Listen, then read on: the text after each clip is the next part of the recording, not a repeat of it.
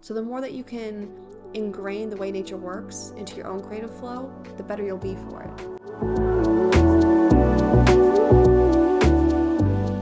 Hey everybody, it's Alex. Welcome back to my channel. I'm not in my home. I'm dog sitting, but I wanted to keep filming. So today I wanted to talk about a thing that I talk about on my channel a lot, is creativity.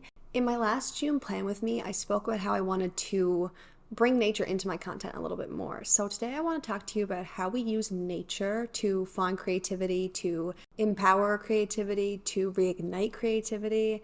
But I want to stress that this isn't like if you're going to try to paint a bird, you need to go out and look at a bird.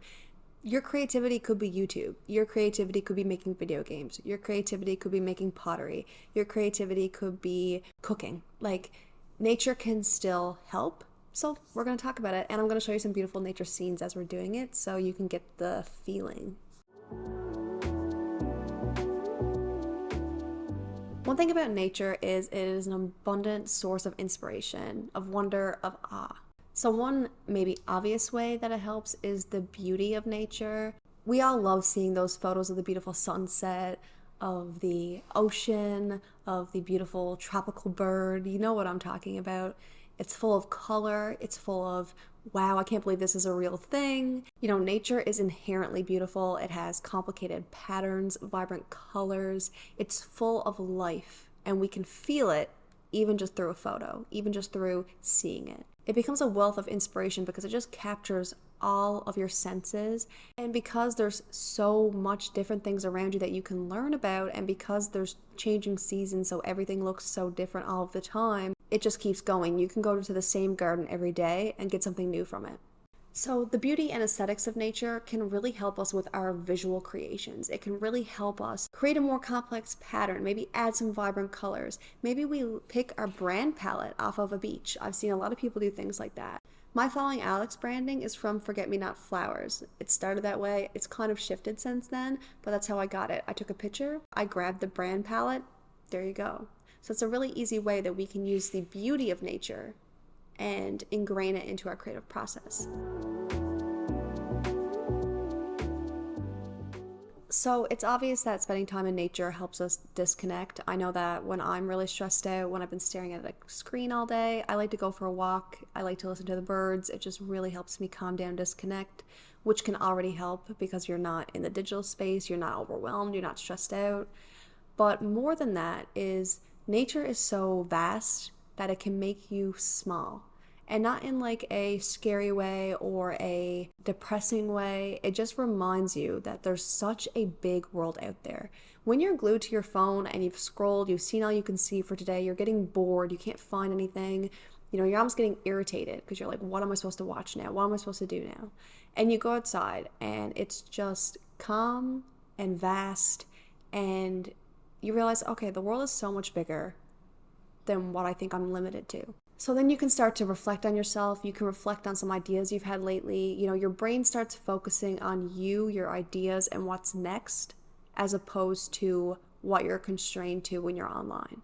So when you're having this tranquil and reflecting moments in nature, when you have this quiet time, take out a little pocketbook. It's my favorite thing. I go to the gardens here. I have a little pocketbook. Don't put any pressure. Don't, think that you need to think a certain way or be brainstorming. Just sit. Maybe you're just sitting there and something flows, because we do not appreciate enough when our mind isn't busy, when our mind isn't super active, the work it can do in the background and the work it can bring you. We really underestimate that, so try that today. The next is a creative tool that nature provides, and it's metaphors and symbolisms. You start to really tie in your own experiences as a human with what you're seeing around you. You know, we already use a lot of these when we talk about coming out of your shell, or the ebbs and flows of the ocean. It's like our ups and downs of our lives. So you can see that we're already, usually in our speech, making these comparisons. But when you go to nature and like you have this idea, you have this feeling, but you can't quite pinpoint it. You can't quite explain it. And then you go out and you see something that speaks true to you. If I'm really thinking about growth and I'm thinking about, positivity, I would probably be more drawn to the plants around me, the trees around me. They're growing, they're getting sunlight, things like that. When you're looking for taking the next chapter, taking a chance, taking a leap, moving away, maybe you're looking at the birds. So you'll start to see that you're not going to focus on one thing every time you go out in nature. You're going to be drawn to what resonates with you, and you're going to find that comparison somewhere. You just have to be open to it. Metaphors and symbolism that we see in nature can really help us simply explain the feelings that we're feeling. And then when we're on this creative process, when we're working towards it and we're kind of losing the plot, or we're kind of losing the theme, or we need a reminder of what this really means to us and what it really should portray to the audience, you can bring in the symbolism, you can bring in this example, and it can help you stay on track, and it can help your audience stay on track. A really important thing that nature does for us that I think we need to appreciate more, and we need to use more as a tool for both creativity and life, is just the diversity and adaptation. Something so amazing that I see in hurricane season here are the trees that still stand tall. The way soil and ecosystems regenerate after a wildfire, after they've recovered.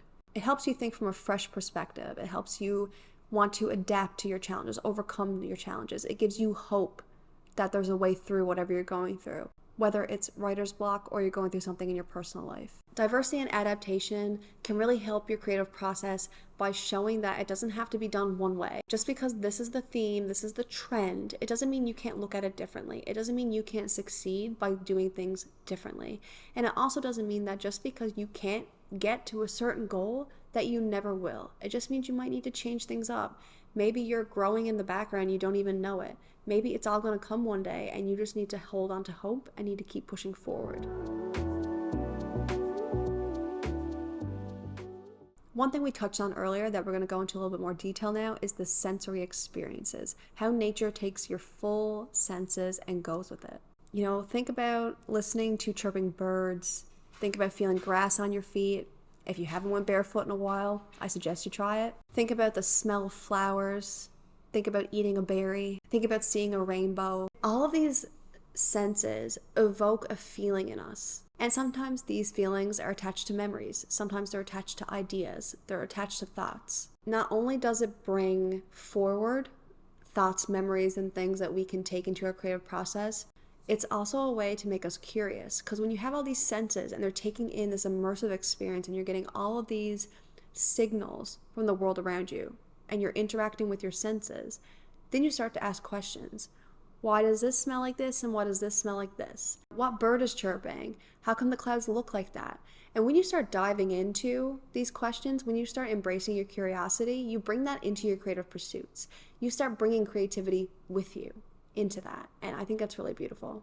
The sensory experiences, of course, help us embrace the world around us. I find sensory experiences can really help us draw into deeper parts of our brain to inspire some creativity, but they also help us immerse our audiences. We also start to define what we want our audiences to really see, what we want them to feel when they see it, how we want them to feel when they see it, they hear it, they smell it, they taste it. We define what feeling they want to get. And that's something that's missing in a lot of creative processes. When you leave this video, I want you to feel inspired. I want you to feel hopeful. I want you to feel curious and excited. So that's something I have to keep in my mind. Connection and interconnectedness. It just reminds you that everything is connected. I think this is really good when we think about community and we think about community building, and we're talking about niche layers now. And I know it's kind of hard sometimes to draw the comparison between the two, but you think about an ecosystem. And then you think about a team of people working on a content calendar that has a scheduler, that has analytics. Although it is a very virtual and it's a very different interconnectedness, you can see how these are different ecosystems. But the more we can change our creative communities, change our creative flows to be more like a natural ecosystem, the more output you're going to get from it. Be more connected, whether that is with your process or with your community.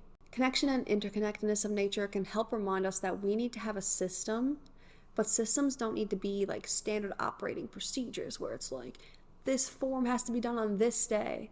If there's anything you can learn about nature, is it's flexible. It grows in different areas at different times of year. Not every year is everything in bloom. Sometimes things are not well at all. But there's other things that thrive in the winter. There are other things that thrive in the summer. And it's a good reminder that your creative process is also going to have these slow seasons. And your creative process is going to need to adapt. It works better than these business procedures that are so technical. We are nature. We forget that. We're nature. We're not separate from it. So the more that you can ingrain the way nature works into your own creative flow, the better you'll be for it.